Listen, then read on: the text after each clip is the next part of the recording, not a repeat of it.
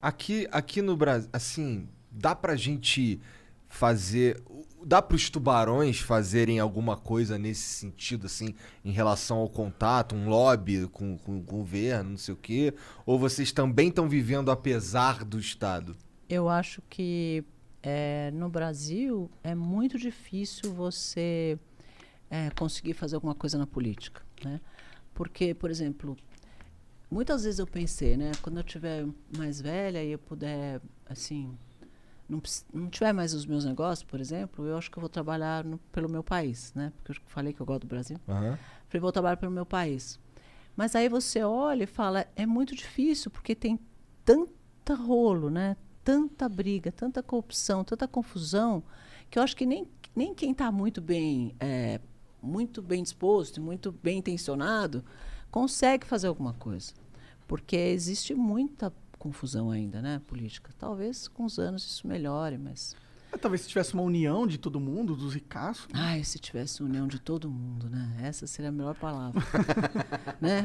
Nós estamos numa época mais polarizada que eu já vi na minha vida. Olha que eu passei por 15 planos econômicos.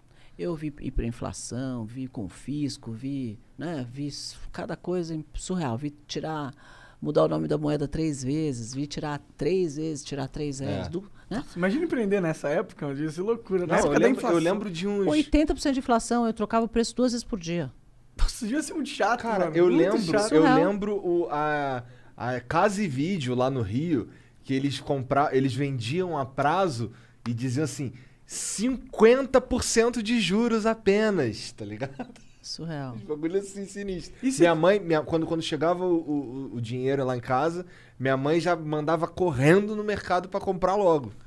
Porque Você no tinha dia seguinte loja mudava o naquela preço. época, a fábrica? Eu já tinha a Fitoervas. E como que era essa loucura? Como que era ter uma indústria na época da inflação máxima? Maluco. Completamente maluco. Você imagina que tinha às 8 horas da manhã eu trocava o preço e às 4 horas da tarde eu trocava o preço de novo. Às 2, 3 horas da tarde eu trocava o preço de novo. E E tem aí que chegava virar uma o hora dinheiro. que você nem sabia mais se o teu preço estava certo ou errado, porque você começava a perdeu a referência. Então eu falava, a gente tinha o preço do McDonald's, de um Big Mac do McDonald's, e tinha o preço de uma caixa de fósforo. Então eu sempre tinha o preço desses dois produtos. Todo dia de manhã alguém me trazia o preço do McDonald's e da caixa de fósforo. Aí eu olhava o meu preço em relação a eles, para ver se eu não estava muito louca, se eu não tinha subido de mais ou de Porque menos. você sabe que o Mac e a caixa de fósforo ia conseguir fazer aquela conta boa. Sei lá, pra gente ter alguma baliza. É a base. Algum tipo de jeito de você Da onde, se da balizar. onde que tirava? De onde que o Mac chegava nessa conta? Eu Ele nem sei, olhava não, a caixa não de sei, fósforo? nem sei se ele sabia tão melhor do que eu, mas assim, era pra mim, foi o que eu escolhi. Falei, vamos escolher duas coisas mais doidas e vamos escolher isso como referência. E aí escolhi esses preços. O Mac é uma boa referência, né? Na minha opinião, né? Mas chegou uma época que, se eu não me engano, a referência era o FIR, que é Nossa, uma... um que índice. É um índice aí, pá, não sei o quê. E, cara, isso aí a gente tá falando de 91, 92, não é? Por aí. Foi quando... Foi em 1990, que era o Collor, o presidente da época, ele tirou a hiperinflação e fez o confisco. Que foi, pra mim, essa foi a coisa mais louca que eu vi. Assim, espero nunca viver um negócio mais louco que nem esse. Imagina você acordar de manhã e você ter R$ 50 na conta da empresa e da pessoa física. E eles tiraram o dinheiro das pessoas na poupança também. Então, por exemplo, o governo a vida inteira fez grandes campanhas para as famílias fazerem poupança e poupar o dinheiro dos filhos. Olha, faz uma poupança para o seu filho quando ele nascer. Então, as avós davam poupança de presente para os netos. O pai comprava uma poupança porque o dia que você casar, vai comprar um apartamento. O dia que você se formar, você abre a sua empresa, abre o seu consultório com esse dinheiro, sei lá. Então, todo mundo tinha uma cadeia de poupança. Os caras foram lá e congelaram a poupança, a conta corrente, tudo de todo mundo. Aí ficou o país inteiro com R$ 50 no bolso. Todo mundo. Aí eu cheguei na fábrica, eu tinha 800 funcionários naquela época. Cheguei na fábrica, estava todo mundo assim, com o olho arregalado, me esperando entrar, né? E aí falaram, e aí? Como é que nós vamos fazer? Falei, olha, não tenho a menor ideia. Começa a pagar a luz, porque os R$ 50 não paga nem a conta de luz da fábrica. Era surreal, não pagava a minha conta de luz da fábrica. Mas não pagava água, luz, telefone e tudo. Não pagava. Eu falei, começa a pagar a luz, porque a gente não tem dinheiro nem para pagar a luz. E aí, pagou? Mas e o que aconteceu depois? Foi a época mais louca de todas, assim. Eles devolveram? Muita gente se matou. Muita gente se matou. Muita gente se matou. Você imagina, eu tinha uma amiga que tem 3 filhos. Uma história paralela. E ela tinha separado do marido, pegou um dinheiro, falou, olha, eu vou pegar esse dinheiro da casa que sobrou para mim, vou vender a casa e vou comprar um apartamento menor e a gente vai viver com esse dinheiro. Então, ela vendeu a casa, fez o negócio do apartamento menor, combinou com o cara que ia pagar, sei lá, amanhã, e vendeu a casa dela, recebeu o dinheiro, pôs no banco, congelaram o dinheiro. E ela ficou na rua, porque ela não podia pagar o apartamento menor que ela comprou, porque ela não tinha dinheiro, e não podia voltar para casa dela que ela tinha vendido, e não tinha o dinheiro, porque o dinheiro ficou preso no banco. Caralho. Aconteceu isso com um monte de gente. Meu pai nessa época empreendia também. Alguns clientes dele foram pro espaço e alguns outros se mataram Um mesmo. monte de gente se matou, um monte de gente se matou. Foi o maior índice de suicídio. Que loucura Porque essa as pessoas porra, né? piraram. Quanto tempo demorou para os caras devolverem a grana? Eu nunca me devolvi. Na verdade, nunca devolveram direito. Foi 1 ano e 8 meses depois que isso foi sendo... Na verdade, o que eles fizeram? Um ano e 8 meses depois? Olha o que aconteceu. Eles fizeram um sistema de... Você podia ir desbloqueando o seu dinheiro. Então, por exemplo, eu podia desbloquear o dinheiro da minha folha de pagamento. Então, eu tinha que provar que eu tinha uma folha de pagamento. Eu ia até o banco, o cara me dava em dinheiro o valor exatamente da minha folha de pagamento. Eu ia para o escritório, pegava um monte de envelopezinho. Eu tinha 800 funcionários. Eu tinha que pôr no envelope o dinheiro de cada um e entregar o dinheiro para as pessoas. E assim foi indo. Eu conseguia desbloquear. Então, por exemplo, eu podia desbloquear se eu tivesse que pagar um empréstimo, se eu tivesse que pagar um imposto, eu ia lá, provava que eu tinha esse negócio e conseguia desbloquear. O que eles conseguiram com isso? Empurrar a economia um tempão sem ter dinheiro girando, para baixar a inflação, porque a inflação era 80%. Entendi. Então, era uma... Obviamente não deu certo, nada deu certo, porque aquele negócio era uma loucura, um sistema completamente maluco. Mas isso foi fazendo esse desbloqueio acontecer. E eu, graças a Deus, eu não tinha salário naquela época. Então, eu inventei um salário. Falei, olha, eu vou falar que eu ganhava, sei lá, 5 mil reais, 50 mil, sei lá quanto era.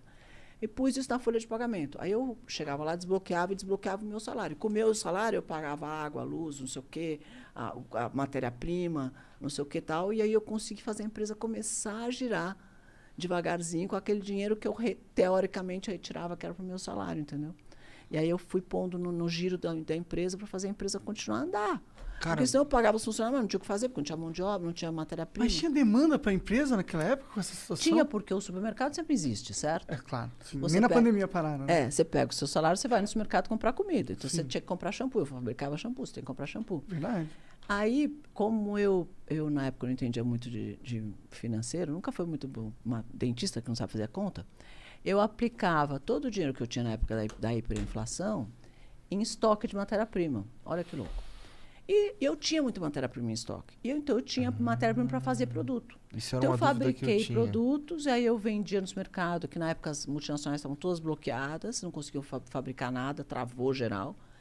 E eu chegava nos mercados e falava, vocês querem shampoo? Eu tenho. E o cara falava, ai, graças a Deus apareceu um fornecedor de shampoo, porque parou um monte de gente de fabricar. Entendi. Porque deu um nó geral na economia geral, assim, pior que essa coisa da pandemia. Aí eu chegava no supermercado e oferecia o meu shampoo e os caras compravam. Então, você chegava no supermercado, parecia que eu era líder de mercado. Você só via assim, fitoervas gigantes assim na gôndola. E as pessoas experimentavam, começaram a usar. O produto realmente era bom, porque era natural e tal. Caralho, a males que vem pro bem, né? Sempre a gente tem uma boa história para contar de uma crise. Né? Pode ter certeza que muita gente tem história boa para contar da pandemia. Sim, né? mas a nossa história foi boa. Foi, Tá vendo? foi uma história boa. Todo mundo, pode fazer essa pergunta aqui no seu podcast. Se você fala, você tem uma história boa para contar da pandemia? Todo mundo vai ter uma história boa para contar. Porque a gente aprende, né, a fazer algumas coisas, aprende algumas coisas, observa umas oportunidades, aprende a fazer coisas diferentes. É meio que uma vida funciona, né? O ser humano precisa de dificuldade. Você aprende. Deus não fez isso por acaso, não. Mas, naquele momento, aconteceu isso, né? Virou uma experimentação de marca tremenda. Para mim, foi uma oportunidade de negócio. Eu cresci muito naquela época e depois que as outras marcas começaram a entrar, eu já tinha meu mercado ali. Já tinha apresentado ao grande público a fitoervas. E aí cresceu bastante nessa época. Que interessante, olha lá. A empresa cresceu. Da hora. Foi assim, eu fui desbloqueando meu dinheiro como se fosse pro meu salário, pondo dinheiro no giro da empresa, e a empresa andou. Maneiro, cara. A maioria das pessoas teria só... Ai, deixa pra lá, cara. Deixa pra lá. Tem gente que se mataria. E tem gente que se mata. Uma coisa que eu tava esperando pra te perguntar era o que você fazia com a grana na hiperinflação. Que assim, você mudava o preço do teu shampoo porque o dinheiro valia menos durante o mesmo dia. Então o que tu fazia era pegar o dinheiro e comprar É o que eu também matéria-prima. fazia. Eu não mandava ir correndo no supermercado Aham. comprar, porque o produto, se era o jeito de você comprar mais barato. Porque se você fosse comprar daqui um dia, era 20% a mais, no outro dia era 20% a mais, no outro dia era 20% a mais. Então você tinha que comprar rápido qualquer coisa. E o que eu fazia? Comprar matéria-prima, embalagem, e falar, bom, o que eu vendo? Não é shampoo? Esse não é meu dinheiro. Então eu vou ter que fabricar mais dinheiro. O que eu faço com o dinheiro que não vale nada? Compro estoque. E fui comprando estoque de matéria-prima. E aí o dinheiro ficava nisso. E muita gente, na época e as multinacionais faziam isso, investiam aplicando no que eles chamam de overnight, que era uma coisa que rendia, né, o dinheiro. Era como se fosse uma aplicação financeira que rendia todos os dias, toda noite. Então, você aplicando no overnight e ganhando dinheiro com dinheiro mesmo. Na bolsa de valores, vai. E eu não, eu aplicava em matéria-prima, porque aquele negócio era muito complicado, esse negócio de overnight virava, mudava, a taxa mudava, a inflação mudava, e mudava o negócio. Eu falei, meu Deus, tô perdendo dinheiro. Eu falei, quer saber? Meu dinheiro é fazer shampoo, que eu sei fazer isso que eu ganho dinheiro. Então, eu vou comprar matéria-prima tanto de embalagem. Então, quando aconteceu esse bloqueio, que ninguém tinha estoque, eu tinha. E foi assim que eu Muito acertei. foda. Estava na ponta certa, na hora certa. Às vezes acontece. Que da hora. Às vezes acontece. A gente acerta. Às vezes a gente acerta. Às vezes tem um golpezinho de sorte aí que ajuda também. Ah, ou não, né? Eu falo que eu tenho muita sorte na vida, mas que a sorte sempre me achou trabalhando, né? Assim. É. Sim. Você tem que estar lá esperto, que aí acontece a sorte. Não adianta tu ficar em casa de bobeirão lá, só esperando ver se vai dar alguma coisa, que não vai, tá? Não adianta ficar pedindo a Deus e não fazer nada, né? Sim. Deus ajuda, mas né? muito legal. Eu sempre quis saber de alguém que era empresária naquela época, porque é uma das épocas que todo mundo fala, nossa, na época de inflação era horrível, mas eu não vivi realmente, nem sei quantos anos eu tinha. Então, é legal ver, e você tinha 800 funcionários, tá ligado? Era uma grande empresa. Você tava nascendo nessa época aí. Sim. E o meu pai ele tinha, tipo, uma pequena empresa, era ele e um outro funcionário, uma empresa de TI, tá ligado? Então, uma grande empresa saber que... Mano, imagina você pagar a folha, seus funcionários. Das quantas conversas você não deve ter tido com a tua equipe, a coordenação. E aí em 94, quando veio o Plano Real lá, isso, como é que foi pro mercado, pra empresas? Daí o dólar virou 1 para 1, né? Aham. E aí foi uma época boa, porque imagina ser dólar 1 para 1. Então, Parece bom. É. Foi muito bom, assim. Porque aí você compra insumo mais barato, a gente depende de muita coisa importada, então é legal. Aí depois veio a época do Lula, que aí as pessoas se apavoraram que o Lula ia entrar e o dólar foi parar em R$4. Aham. Então foi uma época bastante difícil, porque o real não valia nada. Então a gente vai vivendo esses altos e baixos do Brasil. Tamo nessa, Que de alto hoje e a gente baixo tá no... até hoje, né? Tá no baixo, né? O dólar tá o quê? 5,30? 5,30. Mais ou menos, né? Tá parecendo que tá só nos baixos ultimamente, né? Cadê os altos? As pessoas vão ter que se unir, porque se elas não se unirem, a gente vai apanhar muito. Porque é um tiro no pé 24 horas por dia. Todo dia. Pois é, né? A gente tá meio que no mesmo barco afundando, né? Lentamente. Não, e parece que eu dou tiro no teu pé, você dá no meu, eu dou no meu mesmo, aí você dá no seu próprio. E Sem assim querer, Todo sem mundo querer. sofrendo, E assim né?